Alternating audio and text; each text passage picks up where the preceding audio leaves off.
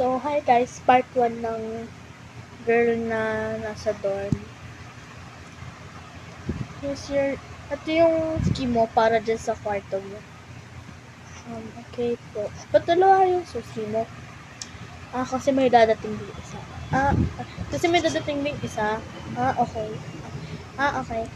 Sige, bye. Oh, maganda siya. Ito yung dorm ko, wow. So, kukunin ko nitong isa pang girl. Opo. Sige. Ito yung dorm, yung key dorm mo. Okay. Thank you po. Oh, mukhang dumating na ata yung girl. Tingnan ko kung may... wala pa. So, I think, sa labas na lang ako kakain. Lagay ko muna ng damit ko dito. Ang ganda naman. In fairness, maganda siya. Maganda dito.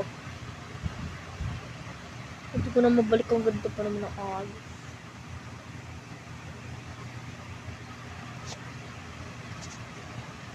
So, sarado ko muna to.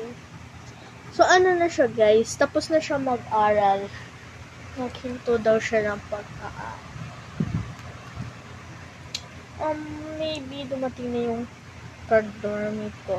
Siguro. So, siguro may dormmate din ako dun sa kabilang kwarto. Siguro, di lang naman ako nag-iisa dito. Ang plain lang naman niya. Okay, yung room ko maganda-ganda naman siya. 1, 2, 3. 3 lang damit ko. Try ko kumatok dun sa ka-dormmate ko.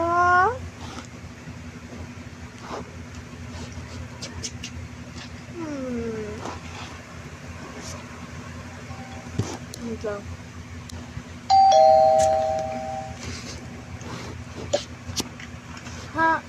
Hi! Ikaw ba yung ka-dormmate ko? Oo, ako yung ka-dormmate mo. Dormmate. Sorry guys. May laman ba yung refrigerator mo dyan? Wala. Ako din eh. Gusto mo?